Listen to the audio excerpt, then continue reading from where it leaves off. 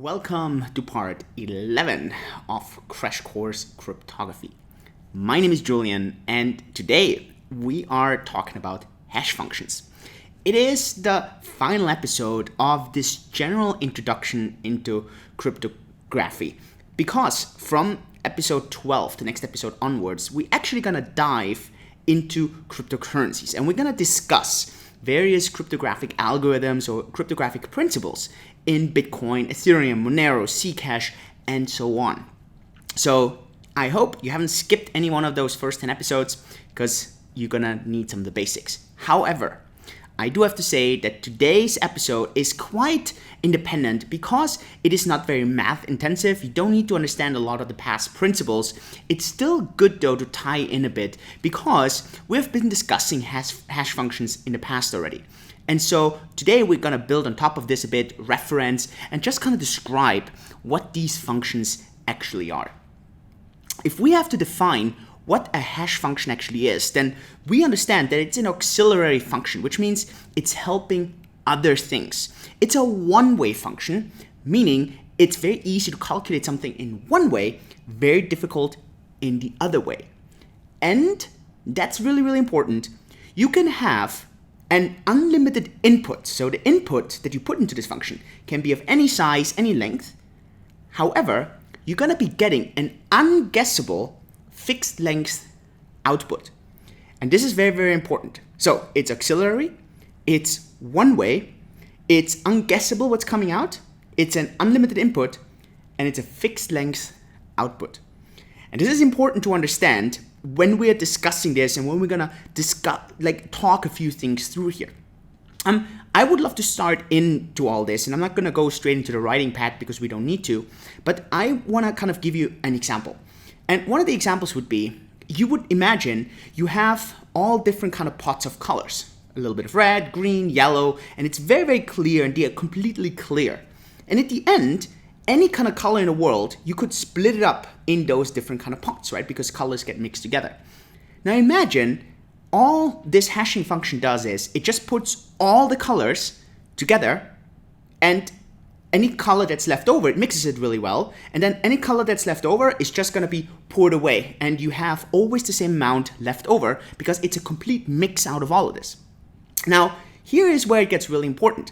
If you changed any of the inputs by a little, the color has to change dramatically. Now, where this doesn't fit with a hash function is, and you will see this, if I would change a little bit of the color that I'm putting in, the output would have to be completely unexpected differently. And this is something that we discussed in symmetric cryptography, so reference back to that, and we're going to discuss actually how this works and how this can happen, because this is a very, very important understanding in all this. So, for example, if you want to have a real-world application, imagine this way. Imagine you are worried that the FBI puts some secret files on your computer, because they might have access to it, and they might put wrong evidence onto your computer. And so you want to protect yourself against this so that the FBI couldn't put this on there. And so what you're doing is, you could take your entire hard disk with a timestamp, put this into a hash function, and you're going to get a unique hash as an output. And that's important. You can put anything into this function. The output that you're getting is clearly defined, has a very fixed length. And since this is your entire disk with a timestamp, let's say if after 3 months suddenly someone comes and says, hey, you stored these illegal files on your computer, then you could say, look, I have the track record that this was how my disk looked like. This is my hash. And if the file that you're trying to show me, this disk, if you're trying to make this go into this hash, it's not possible. So show me what this disk actually looks like with this timestamp to get this kind of hash using the hash function. And this is a one-way function. It is impossible to go from the hash and find the input, in this case, what the disk looked like, plus the timestamp. Unless you know what the disk actually looked like. And so that's what you can then do. You can go and say, this is what the disk looked like, the exact file structure. It got hashed with this function. I added this timestamp, and exactly this is the output that I'm getting. And this is some very, very basic concepts. One with colors. If you read my book, Cryptocurrencies Explained Simply, I give the example of hash functions with puzzles. You have a puzzle, and then you can all destroy it, and you have all the puzzle pieces around, and your goal is, the one-way function is destroying the puzzle, but then actually having to put the puzzle pieces together. That's where it gets really, really difficult. The way the puzzle is cut is basically the hash function. If that's something you're interested in, I'll link it up for you in the description below. But so I'm using the example of colors, and then obviously a very kind of random example of if you're really paranoid about someone putting files onto your computer. So let's dive into the writing pad and let's look at some of the examples. We are at part 11, hash functions.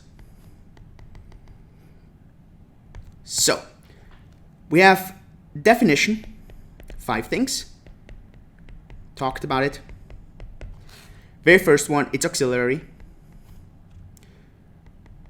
which means it's a helping function. It's always in combination with something else. It's one way, meaning one way is easy, the other way is hard. Always understand what's easy and hard. The output is unguessable. That's important. Unguessable. That's very, very, very important. Then we have an unlimited input. So it means there's no limit to what I can put in. It's unlimited. And then I have a fixed length output. Very important to understand in this process. If we have those examples, remember, examples, very easy examples. One is the puzzle. I described this in the book. Then we have the colors, and we have the disk example. Great. Now let's talk about requirements. And this is very important. We have 3 requirements for these hash functions. So here's the definition. I have some examples. What are the requirements? We need to have some function, this is important, that has an arbitrary input and takes it into a fixed length output. Fixed length, unpredictable output. So in case of the colors, it means the function is we put all the colors together, then shake it really, really, really well so it's completely mixed, and then I take a fixed amount of output and I pour everything else away. And in a very similar way, that's actually how hash functions work on a mathematical basis. The other thing I need to do is it has to be one way, meaning efficient versus inefficient. And it's the same with the colors. If you have all these colors and then I ask you, can you split all the colors apart? That's super difficult, super expensive, super hard. Same with a puzzle. If I have an entire piece here and I start cutting it through, and the cutting is basically the algorithm, suddenly you have all these puzzle pieces, and then I ask you, can you please put it together? A lot of work. So very, very, very important. And now here is where it gets very, very important. We need to have what's called a pre-image resistance. And this is now very key. Pre-image resistance means that no input is allowed to get to the same output. So I cannot have this different kind of colors that lead to the same mix of colors afterwards. I cannot have a puzzle and another puzzle that lead to how this puzzle is structured after I cut it up. And this is now the very important thing, right? Because we have an arbitrary input, it's arbitrary, and we have a fixed length output. By definition, we need to have what's called collisions. But they need to be hard to find. Very important. Why? Because we have so many possible inputs for a fixed length output. So it's just going to be very, very important to be hard to find. And let's talk about this now. Let's talk about collisions, because this is actually something that's very interesting in this kind of regard. And let's talk about something that's statistically or like probabilistic there in this case. Maybe you've heard of an example called birthday paradox, or the pigeonhole example, if you want to call it this way, or pigeonhole principle. And basically what it means is if you have 11 holes and you have 12 pigeons, so this is the input and this is the output, by definition, at least one hole needs to have 2 pigeons in there. And the same is with the birthday paradox. So let's talk about the birthday paradox. And the birthday paradox works the same way. Let's assume we have 300, let's use we have a non-leap year, then we have 365 days. In order to have, question, right? You have 365 days. In order to have 100% guarantee, 100%, not 99, 100% guarantee for at least 2 people to be born on the same day, how many people do we need? Well, in theory, if we have 365 people, then everyone, it's unlikely, but let's say it could be that everyone's born on a different day. So at least we need 366 people. Very straightforward, because then it's promised, it's guaranteed that we're gonna have at least 2 people be born on the same day. Now we can ask something else and we can say, what about a 90% chance? How many people do we need? Or for a 50% chance? 50% chance at least 2 people are born on the same day. And this is the birthday paradox. And this is what makes these hashing functions so complicated to design, so difficult to structure. Again, that's very relevant for crypto designers. And I'll give you an example, even in cryptocurrencies, where this was sadly not properly followed and we had collisions that were possible to find. And this is always a very, very big red flag in cryptography, at least. So for a 90% chance, you might say, well, for a 90% chance, well, if for a 100% chance, I need 366 people, maybe for a 90% chance, or let's say a 99% chance, right? Let's not even say a 90% chance. Let's say 99% chance. Well, probably we need around 360 people, right? That might be a fair guess, because otherwise it's too risky. For a 50% chance, probably 183 people. But so here is where this fallacy comes in. Because these probabilities add up to each other. And we have the same problem in crypto terms. With every new output, it references to all the others, and thereby the odds go up exponentially, not linearly. And this is a very huge difference, and it's very significant in this. So, no collision, very easy, no collision with one person, so one extra person. You always have one person, obviously, so that's you, and then you have one other person, right? So that's very straightforward. With one person, well, the odds are very straightforward. They are 1 minus, so that there's no collision, right? We're always talking about no collision. It's 1 minus 1 to the power 1 to over 365. So it's basically 364 over 365, right? So very straightforward. Obviously, it's very, very unlikely. But so now comes the big challenge. If we have 2 persons, it's not 363 over 365. That's what people think. It's actually a multiplier of this. So it's actually that we have no collision. We actually multiply 364 over 365 times 363 over 365. And so now the probability goes down already dramatically, because you can try this out. It fractions down. It's insane. And if we start doing this, you will see one thing, and that's a big difference. So it's not 363 over 365. This is wrong. It's multiplying the first example with the second. And on the third one, you have to add, you multiply the third one with the first 2. And you will see, with 23 persons only, you have a 50% chance. And you can try this. You can try this in a room. This is really unbelievable. And now it keeps going on. With only 70 people,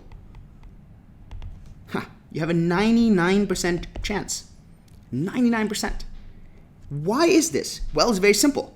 Because most people think this is a line that goes up. the more people, the higher the probability, right? So this is the people, this is the probability. But it actually doesn't look this way. The way it really looks is this way. So it goes up dramatically at the beginning, and then it levels off. Obviously, to get to 100%, you really have a huge span because you need to go from 70 all the way to 366. So this is the difference to go from 99% to 100%.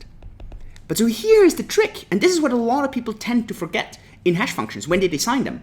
That in theory, they think, man, there's so many possibilities. In this case, let's say 365. So, man, this takes forever. But it doesn't. It takes a fraction of it to have a very high probability to find what's called collisions, so that different inputs lead to the same output. And this would be absolutely unacceptable, because this would allow the FBI to go and say, no, look, I can generate the same kind of output. I can generate a hash. And they fake a different disk. And this is absolutely unacceptable. So this is not allowed to happen. And this is what we call that the hash function is broken. So let's go and discuss actually how does this work, right? So let's talk about the functions. Let's talk about how this actually works. The very first thing that happens, and here's the thing, we're not going to go into the actual math here. We're not going to walk it through. You can look this up on YouTube if you want. It's completely pointless to understand all the little things that move around, because no one of us is doing this unless you become a crypto designer and then you need to study this thing for decades. No one of us is doing this. So you just need to understand how do these algorithms work, and then how can a computer do this within milliseconds, and why is it so difficult to undo it. The first thing that this computer constantly does is it refeeds stuff to itself, and that's called padding. Refeeds. So it's an algorithm, and it needs to refeed this thing so that the data gets shorter and shorter and shorter. And it does this with a very precise algo, so it just refeeds it. Then it does another thing that's called compression. There's very different compression algorithms. And it does exactly the same thing. So for example, if there's a certain amount of zeros in a way, it just compresses that. And it says, instead of writing all the zeros, it says 3 times a 0. And then again, this gets refed again. And so then it changes constantly. And then it gets very, very difficult to undo it, but it's very easy to go into one direction. The next thing it does is mixing. These are all principles that we have discussed in symmetric algorithms. So maybe you want to jump back there, and the reason we actually discussed this is because to understand this a lot better. Mixing just means you mix numbers among each other, you flip things around, you have concepts like confusion. This is where one thing gets confused with the next one, you put them on top of each other. If there's a 0 here, it becomes a 1, and so going on. And then another one that's very, very important is called diffusion. And this is this avalanche effect, where if you change one little bit, it completely changes the output. And you can look these things up, right? So what this actually does is, if I would write, and this is a very popular one, if I would write hello world, and then I would write a lowercase h, the hashes for this are completely different. So if this here is A3041, then this is not A3042. It's probably like B690A. Completely different. And this is very, very, very important. We discussed this in symmetric crypto. Now, how this is done, right? And there's a lot of different things. You work with ciphers. So you work with ciphers. You work with AND functions, with OR functions. You work with XOR functions. All stuff we have discussed. You have so-called shift-right functions, SHRs, shift-right functions, and so on and so on and so on. These are all Boolean algorithmic functions that do if this then that, and it goes really, really quick, and it just basically takes your entire disk worth gigabytes and puts it into a fixed length output.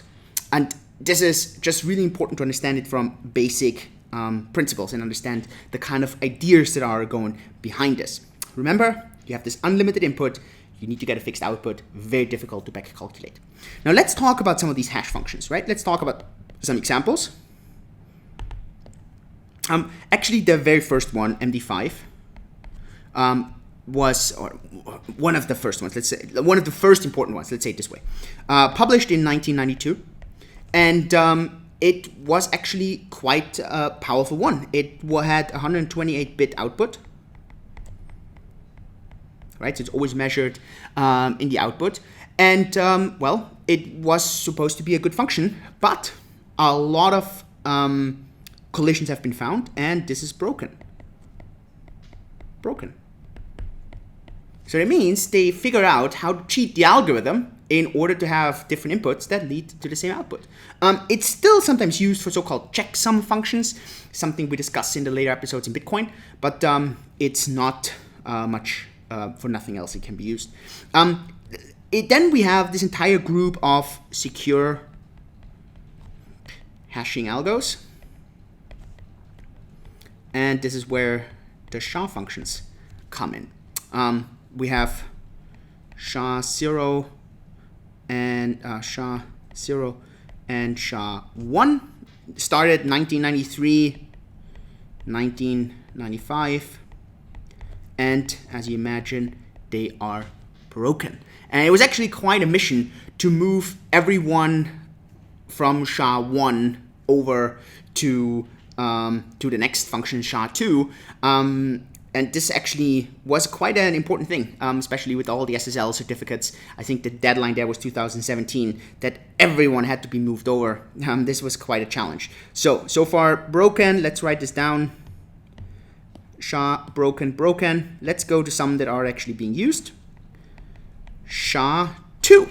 And this is one that probably most of you know because it's mostly used in cryptocurrencies.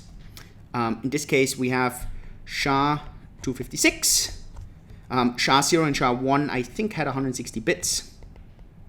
And then we also have SHA-512.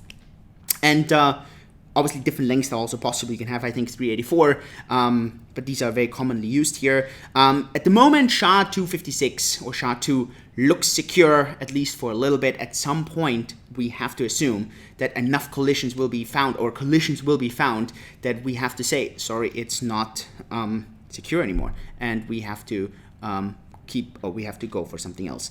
SHA-2 got started in 2001, by the way. Great, and now we have SHA-3, always gets developed further, obviously always by security agencies, so there's always a kind of this myth and always this bit of a dark side to all this. Can someone hack this? Can someone understand this? This was started in 2015, and obviously also secure. So at the moment, this is still secure. This is secure. At the moment, I always have to say at the moment, because depending on when you watch this video, maybe in a couple of years, something might not be secure anymore. And then we have another hash function that's worth mentioning. That's RipeMD. RipeMD was first published in 1996. However, that is broken. One very, very important thing, though, is we have something called RipeMD 160, and that is fine. That's secure at the moment, and this is also being used in Bitcoin. So in Bitcoin, and we're going to be discussing this, is SHA-256. So let's write this in red or blue. So this one is used in Bitcoin, and this one is used in Bitcoin. Maybe one example, and without slashing too much on this, curl function, so curl hash function, that was designed by IOTA, had big critics. I think they handled it quite well, so I have to give credit there. They designed their own hash functions. MIT found a lot of collisions really, really fast, and it became very clear that the hash function here is broken. They took it away, and now they're only using it. They changed it on the address level. Now they're just using this curl hash function for the proof of work level. But so this obviously raised a lot of questions on how can you have a broken hash function. This also, just as a quick reminder, don't roll your own crypto. I think this is very important from a cryptographic perspective here. I think quite interesting. Good. I hope this kind of gives you a really nice overview in what to do, what not to do, how hash functions work, what hash functions are, unlimited input, very fixed length output, very, very important. discussed a bit about probabilities, and this is something that, especially when people try to design their own hash functions, what they forget. Birthday paradox. Very, very important to understand how actually easy it can be to find collisions. And then discussing on how these functions actually work, going through the most important examples. We're not going to go into push this here, what are they actually, how they're drawn up. This is not relevant. You need to understand the flow of this. You definitely need to know that there's SHA-256, SHA-3 coming, SHA-1, SHA-0 broken, MD5 broken. We have RIPE-MD 160 that's secure, that's used on Bitcoin, and the danger of designing your own hash functions. I think this is still a very exciting topic. So if you become a hash function designer, then kudos, good job. But I think this is a very, very long-term mission. Awesome. We have all the basics to understand most of cryptography. And this is quite interesting and it's quite exciting. So yeah, congratulations to finishing half of the course. If you are interested in actual cryptocurrencies, in blockchain, then we have this second part now, where we are going to go and we're going to dive deep into individual cryptocurrencies. Obviously, we're going to start with the mother of all cryptocurrencies, Bitcoin. We're going to dedicate 3 parts to this. We're going to start with how addresses actually get generated, how transactions work, and how mining works. And we're going to go through the cryptographic functions of all this, and then we look into other coins. We're going to go into Monero, we're going to go into Zcash, we're going to go into Mimblewimble and look at these things from a cryptographic perspective. And here's a very interesting thing. If you're interested in cryptocurrencies and you want me to discuss the cryptography behind one of the cryptocurrencies, then let me know in the comments below. There's 2 rules to this. I'm not going to look at the potential of the idea. I'm really only interested in the crypto. And a lot of crypto is very similar to others, so many actually have the exact same crypto. So that's the first thing. So don't pitch me an idea, pitch the technology, pitch the cryptography. And I'm doing this course for myself. Don't forget that. So I will only look at things that I'm interested in. And if I'm not interested in it, then I am not going to look into it. If you definitely want me to look into something, you have to pay me, and I'm very expensive. So don't do it. We're going to look into things that I'm interested in, not that someone else is interested in. But you can pitch me great crypto because maybe I'm forgetting some. And yeah, then I am inspired. Let me know if you like this. Give me a thumbs up. Let me know in the comments below. If you have questions, obviously, let me know in the comments below. If you don't want to miss anything, click the subscribe button. And I'll see you at episode 12, where we discuss Bitcoin more in detail from a cryptographic level. See you there. Yours truly, Julian.